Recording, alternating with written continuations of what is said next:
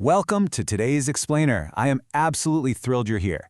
Look, today we're basically just pulling up a chair, sitting on the exact same side of the table, and having a really honest conversation about something that keeps so many of us up at night, financial stress.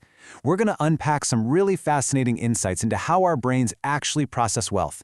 And I promise, we are doing this together. Okay, let's dive right in.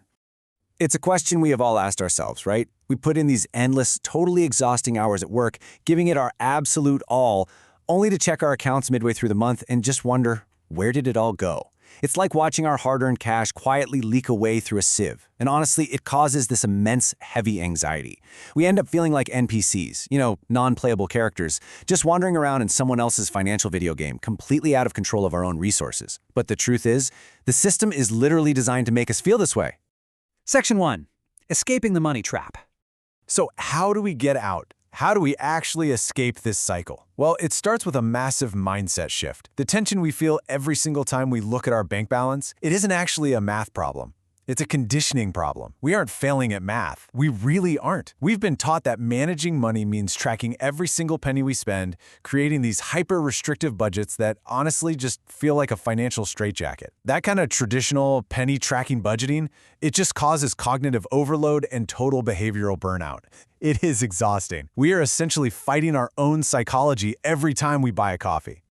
$5,000. Now, behavioral researchers point out that for the vast majority of the middle class, our high-water mark for money, meaning the largest amount of cash we can comfortably conceptualize managing at one time, is around $5,000. Because our financial horizon is so completely tied to our monthly paycheck, larger concepts of wealth become entirely abstract to us. We just aren't conditioned to think in terms of true capital. Section 2. Upgrading our money metaphors. Because our direct, visceral experience with money is so limited to those monthly chunks, the metaphors we use to understand our finances are fundamentally flawed, and the metaphors we use dictate how we behave. When we're stuck in the paycheck mindset, we view money as a ticking clock waiting for payday, or like a rechargeable battery. We drain it down to zero, and we plug it back in on the first of the month. But as long as we think of money as a battery, we will always drain it. If we shift to an entrepreneurial mindset, though, we start viewing money as building material. It's not just fuel to burn. It's the actual bricks and mortar we use to construct our financial independence. Which brings us to this harsh but absolutely crucial reality. Uninvested cash isn't safe. It's just rotten vegetables. Oof. Look, we have to talk about inflation. I know it's painful to even bring up, kind of like talking about student debt. But leaving our money sitting idly in a basic checking account isn't keeping it safe. Inflation is actively eating its purchasing power every single day. It is literally like leaving fresh produce in the fridge to slowly rot away. We have to take those seeds and plant them in the economy so they can actually grow. Section 3. The Tri-Bucket Wealth System. We need a system that plants those seeds automatically without causing us all that anxiety. We have to replace the tedious, exhausting straitjacket of tracking every penny with a high-impact, frictionless behavioral framework. And here is our payoff: a beautifully simple, automated system. By visualizing our income flowing into 3 distinct buckets, we completely remove the panic from our paychecks. We are basically taking the money that comes in and automatically routing it, giving every dollar a clear job without us having to do daily math. Let's break these down. The first bucket is the foundation.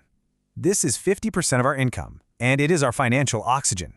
This covers our basic survival, things like rent, groceries, utilities. Knowing this bucket is automatically filled first provides an incredible amount of psychological safety. We can finally breathe, knowing our baseline is totally secure.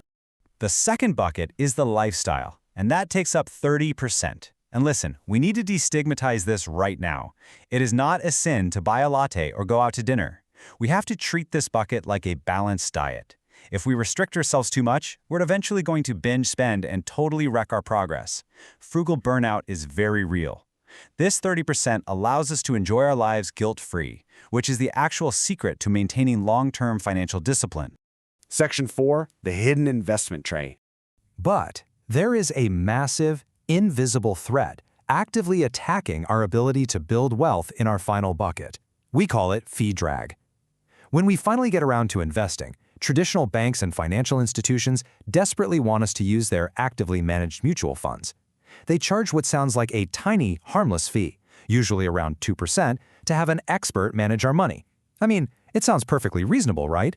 Just a tiny 2% fee. Until you look at the math over a lifetime. that seemingly innocent 2% fee. It will devour nearly 40% of our potential wealth over a 30-year investing timeline. 40%. Half of our building materials, just swept away by an invisible current, all for the privilege of letting someone else guess which stocks might do well. And guess what? We do not have to play that game. We can use index funds instead. Think of the stock market like a giant bag of Skittles. Active management is paying an expensive guy in a suit 2% of your wealth to reach into the bag and try to pick out only the purple Skittles. He's just guessing. Index funds, on the other hand, charge a microscopic fraction of a percent, like 0.05%, and instead of guessing, you just buy the entire bag of Skittles. You own a tiny piece of the whole market. It's safer, it's vastly cheaper, and historically, buying the whole bag beats the guy guessing colors almost every single time. Now, I completely understand that the stock market can feel terrifying when it dips, but this quote is honestly the best way to understand market volatility. Market volatility is like riding an escalator up while playing with a yo-yo. Yes, the yo-yo goes down and it feels really scary for a moment, but if we zoom out, the escalator, the broader economy over decades, is steadily carrying us upward. We just have to stay on the ride and ignore the yo-yo. Section 5. Automating our financial future. So how do we actually translate all this empowering theory into real-world action? How do we make sure we build that third bucket, our growth engine, without getting totally overwhelmed? We do it by translating everything into a single, low-friction behavioral default. We are going to use our own psychology to our advantage, using the status quo bias. Look, we are all busy, and honestly, we're all a little lazy when it comes to admin work. Once we automate our wealth building, the effort it takes to log in and cancel an automated transfer is simply too much work. We essentially become too lazy to stop ourselves from getting richer. It's kind of brilliant. So here is our micro task for today. Just 3 little steps. Step 1, open your banking app. Step 2, set up a recurring automatic transfer of just $20 to a high-yield savings account or an index fund and schedule it for your very next payday. Step 3, close the app and let the system work. That is it. You've officially started your 20% growth engine.